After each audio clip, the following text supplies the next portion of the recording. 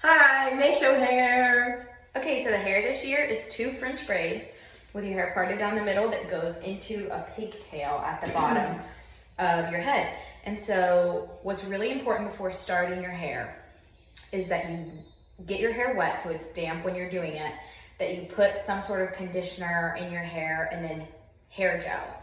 It's really important that you're not trying to do hair on super clean hair. Your hair will hold a lot better if it's a little bit dirty and not like freshly washed.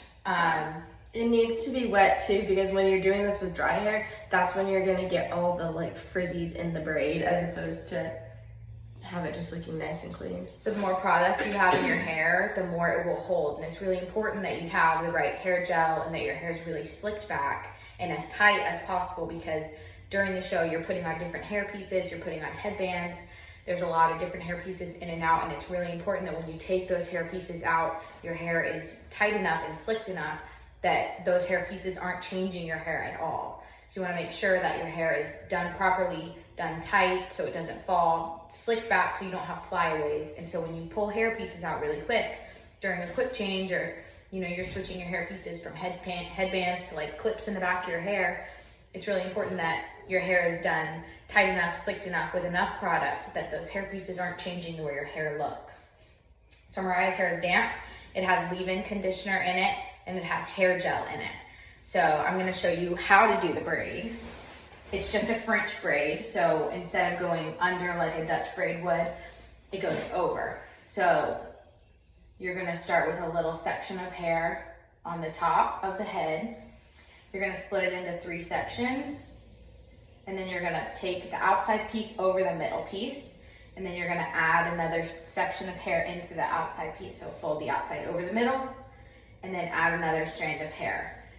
And like I said, you really wanna make this as tight as possible. Have it start as close to the top of the head as you can. So then just keep taking pieces from the outside, folding them over the middle, and adding pieces of hair as you go.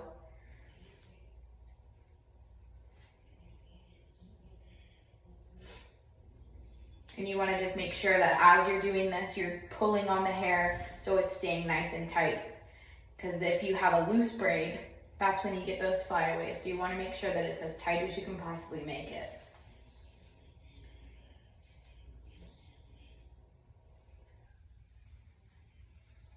So I'm using all the hair too from her head. It's not like a headband braid. I'm using all the hair on this side.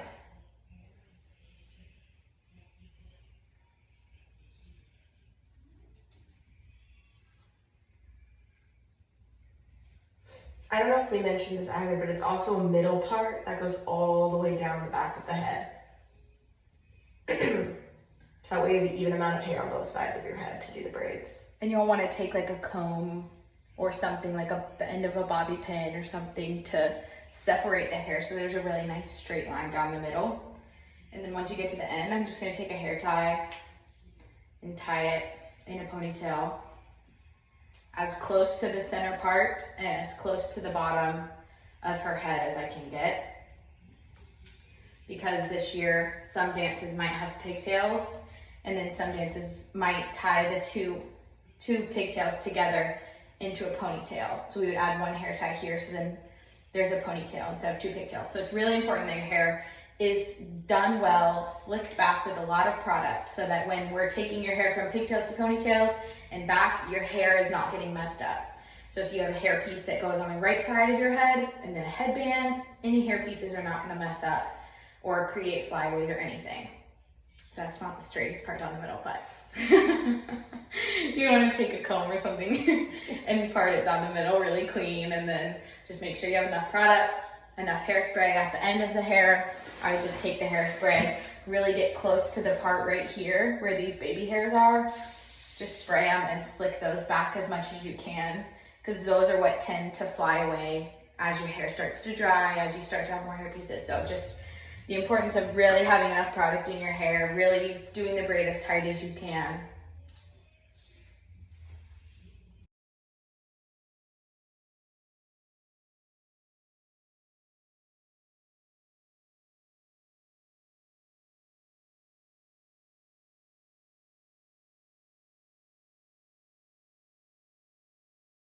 Okay, this is the May Show makeup. So it's like a gold eye with a big black wing and a little bit of black in the eyeshadow and stuff like that. So I already have a base on of like foundation.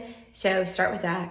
And then the palette that we're using is the Makeup Revolution Velvet Rose palette. So it has every color that you'll need in it.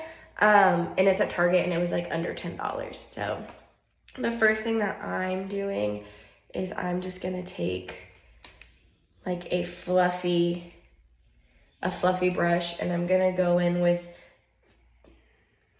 probably this gold first. And it's just a shimmery gold eyeshadow. And I'm just gonna put it in my crease. So the crease is like where like when you open your eyes, where there's a crease in your eye. And I'm just gonna mix actually some of the golds. And I'm just gonna start putting it back and forth where like my natural eye fold is, just to give me a guide, because we are gonna go in with a little bit of black, but I wanna have that like gold guide first so I know where to put the black.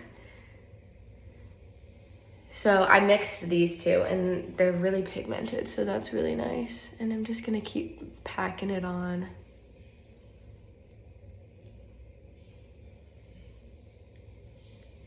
And you're just gonna take that and honestly just put it all over your lid also, because the whole eye is like a nice big gold eye.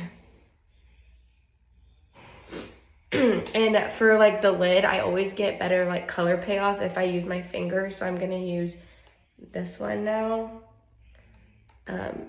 and pack it onto my lid.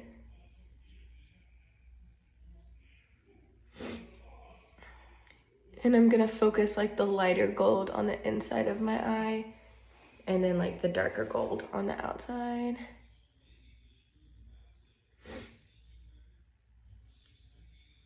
You can just use your finger to blend it all together. I'm getting a little bit. So once you have like a good like gold base, you can go in with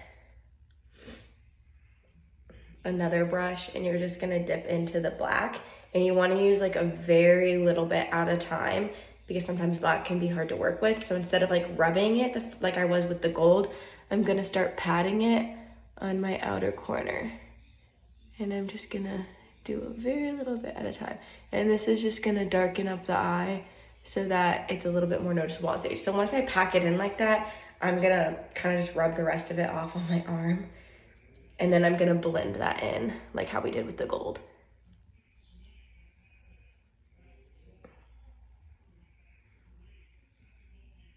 You can use your finger too.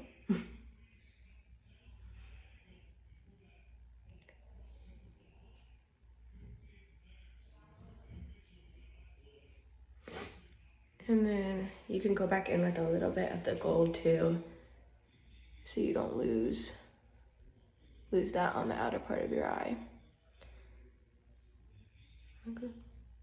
Okay, so that's probably about what you're gonna do. And I like to darken it a little bit more like on the outer part of my eye. So I will go in my finger and put it on like that little outer V and dab that in, just because I think it makes your eye look more, I don't know, dynamic. It's also really important with this eye makeup look, especially when you're using glitter, that for stage makeup, sometimes it can be, you want to use like the most glitter you can find. But when you're on stage and you use that chunky glitter, like real glitter pieces, the light reflects off of it and comes back out into the audience, and it doesn't work. So for this makeup look, you want to make sure you get a palette that is similar to this, where the glitter is just a shimmer and it's not a chunky glitter. So you want to make sure that the gold you're using, like this palette doesn't have any chunky glitters in it, so this is a good one to get. But just make sure, you can use whatever gold you want, but just make sure that it's not a chunky glitter and it's a shimmery gold instead, because that just, it looks way better on stage. So then I'm just gonna take like a smaller brush and take some like a brownish color, and I just put that under my eye on my lash line.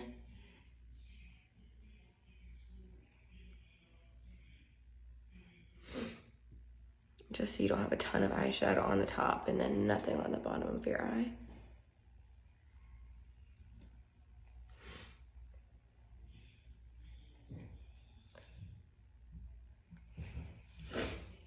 So then the next step is we're gonna do a big ol' 70s wing. And the best part about doing a big wing compared to a small wing is if you mess up, you can just keep making it bigger so that the two sides will match. So I just start by doing like a regular like basic without wing. I'm gonna move this so I can have some elbow support.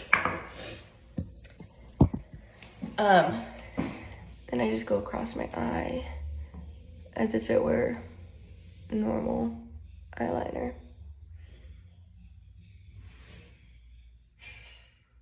And you want to make sure there's not a gap between your eyelashes and the eyeliner, because then that can look super funky.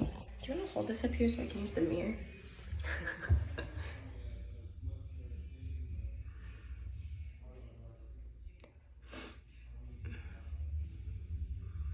So that's the first step. You're just gonna do like a regular line.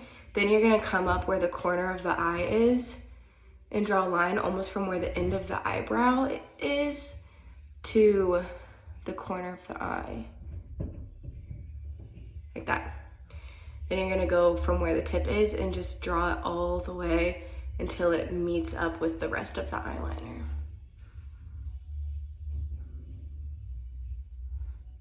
It's gonna be huge and crazy and very 70s, and then you're just gonna fill that in.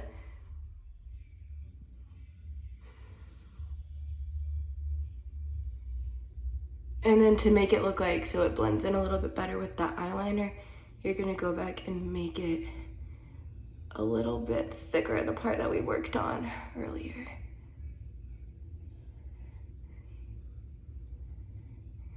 And then if you want to make it a little sharper, you can like extend it out a little bit to make it sharper. So that's what it should look like. You can also take like a Q-tip, like a wet Q-tip, and go along the edge so you have a sharp point. And then when you close it, that's what it'll look like closed. And it's just a humongous black wing. Then this is the point where I would put on false eyelashes. So all you'll do is you can put some glue on your hand, dip the lash in the false eyelash, let it sit for a couple minutes until the lash gets a little tacky. And then you can lay it right over where that liner is. And then you want to blend the two, the fake eyelashes and your real eyelashes together with some mascara so that the real ones look a little bit more natural. But when you're buying lashes, you want to make sure you get a really big lash. If they look like caterpillars, that's usually a good sign, because the whole point of lashes is even if you have long lashes, like I have very long eyelashes, doesn't matter how long they are, you're not going to see them with the stage lights unless you buy huge fake eyelashes. So that's really important when you're selecting your fake eyelashes. So that's kind of what the eye should look like. And then as far as like the rest of the face, like I said, I already put a foundation on. So I'm just gonna go in with a really bright pink blush and put it right on the apples of my cheeks. And the more blush, honestly, the better it is. You wanna put as much blush on as possible. And I just put it on the apple of my cheeks and kind of just bring it all the way up. Like so. And then you're obviously gonna wanna like fill in your eyebrows if you have more sparse eyebrows. I just use a colored eyebrow gel. The one I use is e.l.f. They sell it at Target. That makes it easier than like drawing on an eyebrow, and it still gives you good color payoff. And then for lips, this is NARS in the shade Star Power. All the Dance Ensemble girls have a really similar color to this. It's just like a deep red.